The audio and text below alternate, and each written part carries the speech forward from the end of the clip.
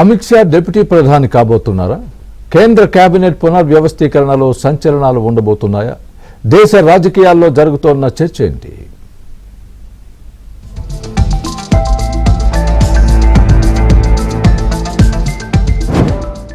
ఇక official number 2 Amit Shah, deputy ప్రధానిగా Amit Shah.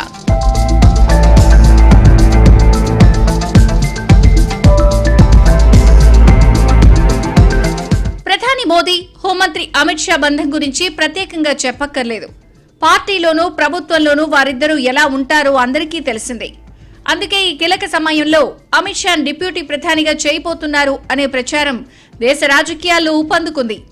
Parliament సమావేశాలకు ముందు కేబినెట్ ను పునర్వ్యవస్థీకరిస్తారు అని ఢిల్లీలో ప్రచారం జరుగుతోంది.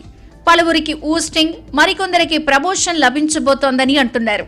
శివసేన షిండే గ్రూప్ కు కొత్త మంత్రివర్గంలో పదవులు ఇవ్వబోతున్నారని అంచనా వేస్తున్నారు. ఆపరేషన్ టైగర్ అంటూ ఉద్ధవ్ను దెబ్బేసిన ఏక్నాథ్ షిండే కుమారుడు శ్రీకాంత్ షిండేకు కీలక పదవి దక్కబోతోందని అంటున్నారు. అలాగే సంజయ్ జాదవ్ కు బెర్త్ లభించనుందని అంటున్నారు. పంజాబ్ ఎన్నికలు జరగబోతున్న సమయంలో ఆప్ నుంచి బయటకు వచ్చిన రాఘవ్ చద్దాకు కేంద్ర మంత్రి పదవి ఇవ్వాలని బీజేపీ నిర్ణయించినట్టు తెలుస్తోంది. మరోవైపు ధర్మేంద్ర ప్రధాన్, హర్దీప్ సింగ్ కు ఉద్వాసన పలకడం ఖాయంగా కనిపిస్తోంది. అలాగే మరికొందరి శాఖల్లో మార్పులు చేర్పులు చేయబోతున్నారు.